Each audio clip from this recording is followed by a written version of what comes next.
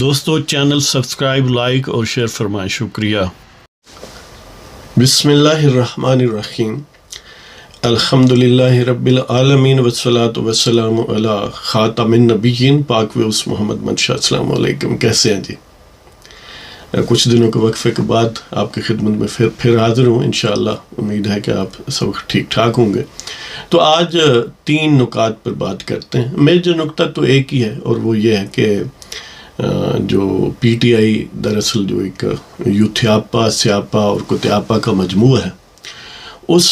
ان کے سٹالورٹس کو یہ امید ہے کہ ان کے پیشوا جو امام الکذابین ہیں، نیازی کذاب، وہ شاید اسی مہینے، یعنی یہ جو جا رہا ہے کرنٹ منتھ ہے اپریل، اس میں ہی آزاد ہوں گے، اور وہ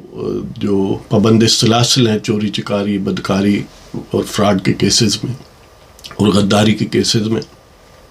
شاید ان کو چھوڑ دیا جائے گا۔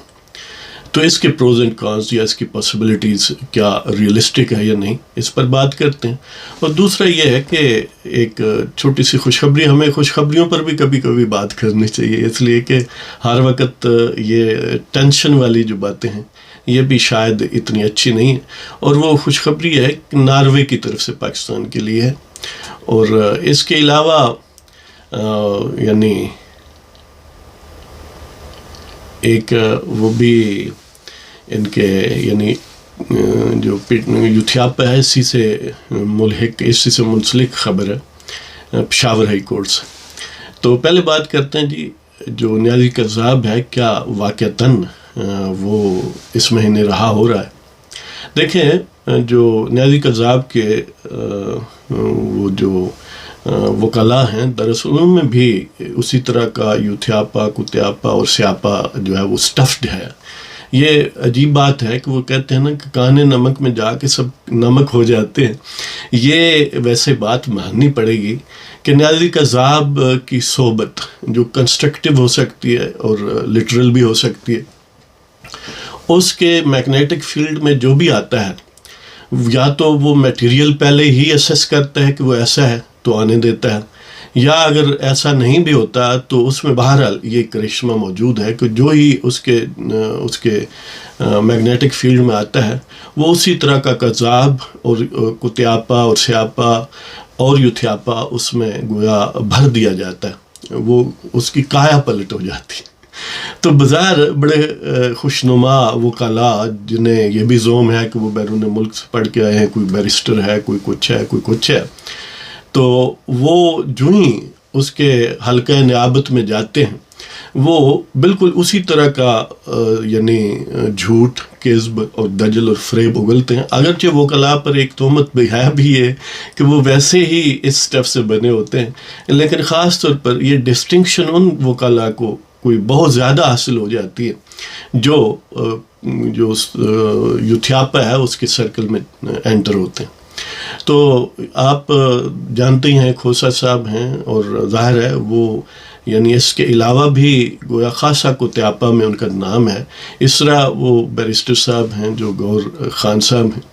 تو انہوں نے اس قسم کے امپریشنز، اور باقی بھی بعض لیڈروں نے کریٹ کیے ہیں کہ وہ خان صاحب جو ہیں، یعنی ان کے خان صاحب اور ہم جن کو امام الکذابین کہتے ہیں،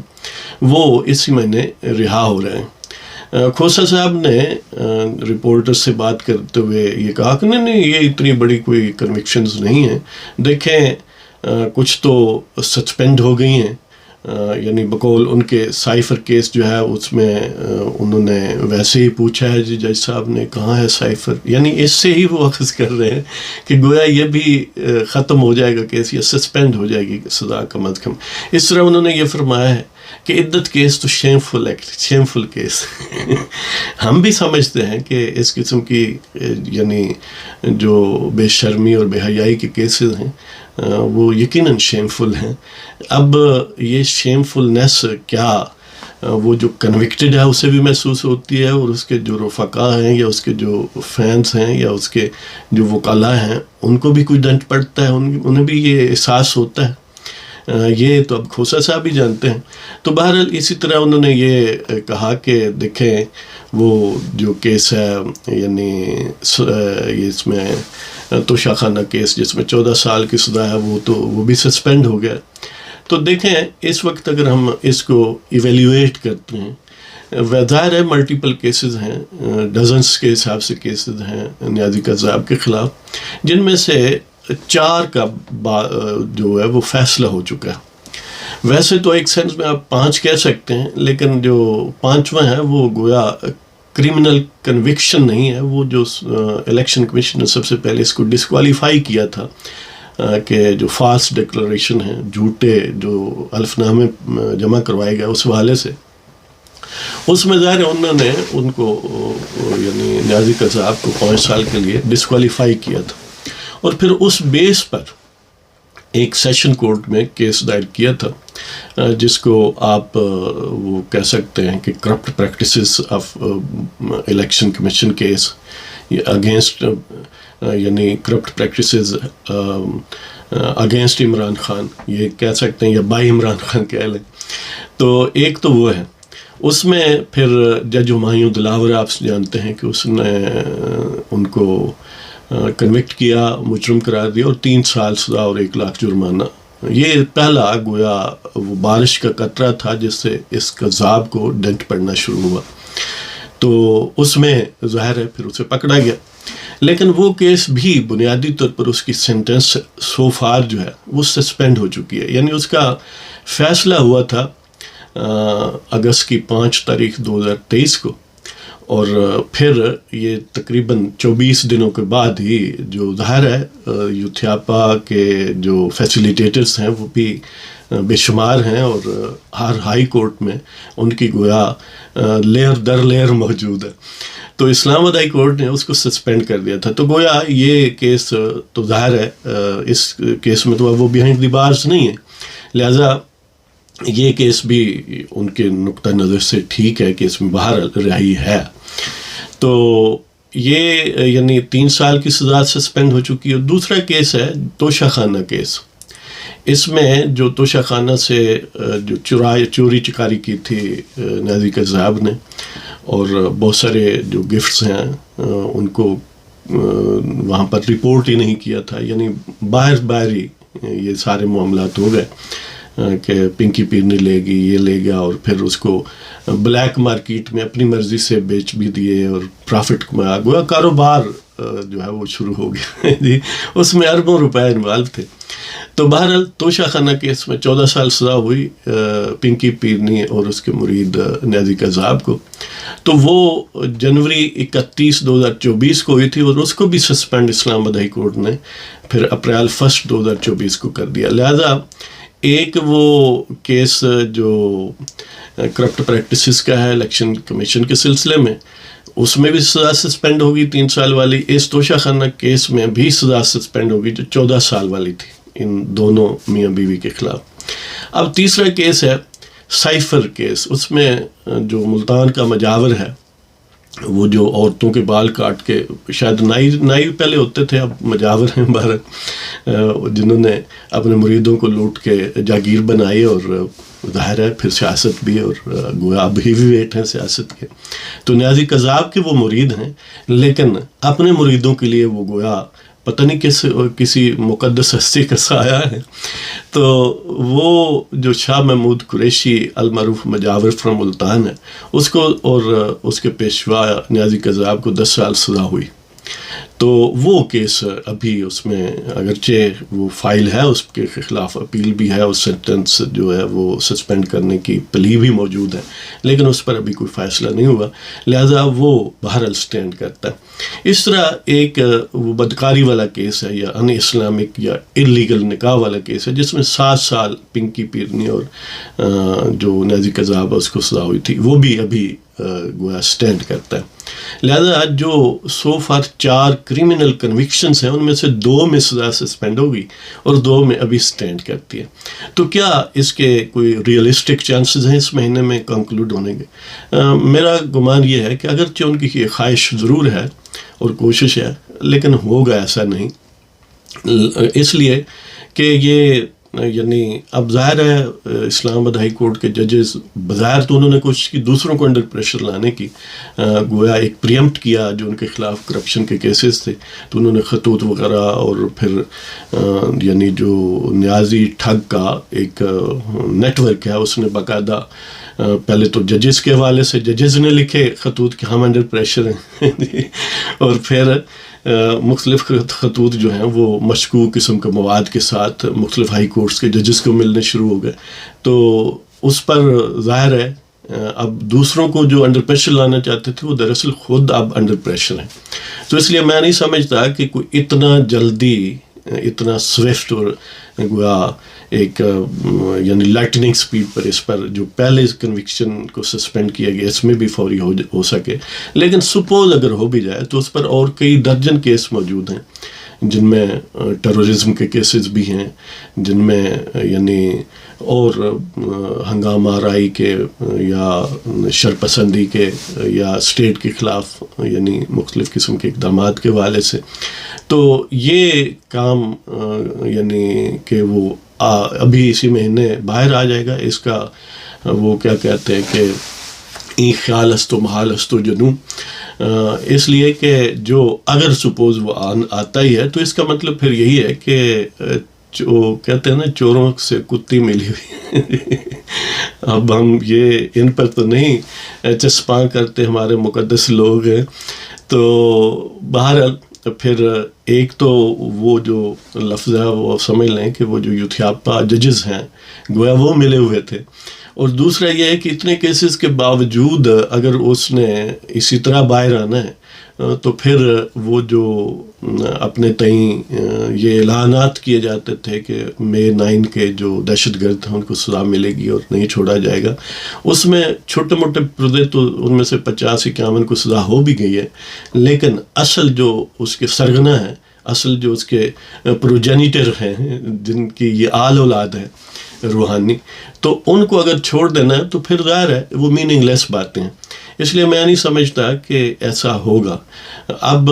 یہ اگر ہم سمجھ سکتے ہیں یا کوئی بھی سمجھ سکتا ہے تو کیا ان وکلاء کو یا پی ٹی آئی کے اسٹالورٹس کو نہیں پتہ؟ لیکن انہیں پتہ ہے، یعنی وہ اس حوالے سے تو فل فلیجڈ گویا اسی کام پر ہے نا، اس سے فوائد بھی لیتے ہیں اور ان کا پیشہ بھی ہے. تو اس حوالے سے وہ پھر ایسا کیوں کرتے ہیں؟ ایسا اس لیے کرتے ہیں کہ یہ ایک اسٹریٹجی ہوتی ہے، پولیٹیکل اسٹریٹجی ہے کہ ایک فضا میں ارتعاش بھی رہے، اور ظاہر ہے جب وہ کیا کہتے ہیں بدنام ہوں گے تو کیا نام نہیں ہوگا، اور نیازی کذاب کی صورت میں بدنامی اور نیک نامی کو تو انہوں نے مرج کر دیا ہے کہ سمپلی نام ہونا چاہیے جیسا بھی ہو. تو لہذا ایک تو وہ ظاہر ہے لائم لائٹ میں رہنا چاہتے ہیں، اور دوسرا یہ ہے کہ جو ان کے یعنی دام فریب میں آئے ہوئے شاہ دولہ ولی کے چوہے ہیں، وہ جو یوتھیاپا، سیاپا اور کتیاپا کے میٹیریل سے باقاعدہ بنائے گئے ہیں پچھلے 15 سال میں، تو ان کو تاکہ انہیں کہیں ہوش نہ آ جائے جی، ان کی امیدوں کو مہمیز دینے کے لیے، ان کو چارج رکھنے کے لیے، ان کی جو امید و بیم کی کیفیت ہے اس کو اسٹرینتھن کرنے کے لیے یہ چالیں چلی جاتی ہیں تاکہ ان کا خون گرم رہے. لہذا پتہ انہیں بھی ہے کہ ایسا نہیں ہونا، لیکن ظاہر ہے یہ ان کے مفاد میں ہے کہ اس قسم کی امید جو ہے وہ بندھائے رکھیں تاکہ نیازی کذاب کا فریب اور مکر جو ہے کچھ دن اور چل جائے. تو اسی طرح اب اگر دوسرا وہ اسی سے منسلک بات کرتے ہیں کہ شاور ہائی کورٹ کا جو یوتھیاپا کا سب سے بڑا مریض تھا ابراہیم خان جو چیف جسٹس تھا، وہ 14 اپریل کو ریٹائر ہو رہا ہے، اور اس کو گویا آج جب تک آپ تک ویڈیو پہنچے گی وہ فل کورٹ ریفرنس بھی مل رہا ہے. یہ بھی عجیب بات ہے کہ ایسے ٹھگ، ایسے فیسیلیٹیٹرز جو یعنی اسٹیٹ کے خلاف کرمنلز اور کنوکٹ لوگ ہیں ان کو سپورٹ کرتے ہیں، ان کو یعنی آپ نے دیکھا کہ گویا 51 منٹ میں 51 ضمانتیں جو ہیں وہ انہوں نے لے لیں، اور وہ بہت ساری ضمانتیں ہیں جو پشاور کی براہ راست جو ریگولر یا ایک ٹریڈیشنل جورسڈکشن ہے خیبر پختونخوا کے اندر کے کیسز بھی نہیں ہیں، زیادہ تر اسلام آباد ٹیریٹری کے ہیں یا پنجاب کے ہیں، تو پھر بھی ان کو ضمانتیں یعنی وہ جو میاں عازر کا بیٹا ہے اس کو دی گئیں، اور اس طرح اور بہت سارے لوگوں کو دی گئیں. گویا وہ بڑا مارکیٹ تھی اس نے کھولی ہوئی ہے جو اسپیسیفک پی ٹی آئی یا یوتھیاپا کے لیے ریزرو تھی. تو وہ اب اس کی دکان جو ہے وہ بند ہونے لگی ہے. اس کے بعد کیا آتا ہے؟ اسٹل یہ پاسبلٹی اسٹرانگ ہے کہ کوئی اسی طرح کا یوتھیاپا کا مرض والا ہی آئے گا، لیکن اسٹل ہم یہ سوچ سکتے ہیں کہ جب تک وہ آ کر ان ایکٹس میں باقاعدہ شامل نہیں ہوتا تو یہ ایک حسن ظن تو رہے گا کہ شاید وہ اس لیول کا ٹھگری کو سپورٹ کرنے والا جج نہیں ہوگا. تو اسی طرح ایک جو خوشخبری کی میں بات کر رہا تھا کہ جو پاکستان میں مختلف عوامل ہیں جو انسٹیبلٹی کے ہیں، اور اس میں ظاہر ہے ٹیررزم ریلیٹڈ اور پولیٹیکل انسٹیبلٹی اور یہ ساری چیزیں ہیں، ان کو سامنے رکھتے ہوئے بعض حکومتیں جیسے کہ ناروے کی حکومت اسکینڈینیوین کنٹری ہے، وہاں پر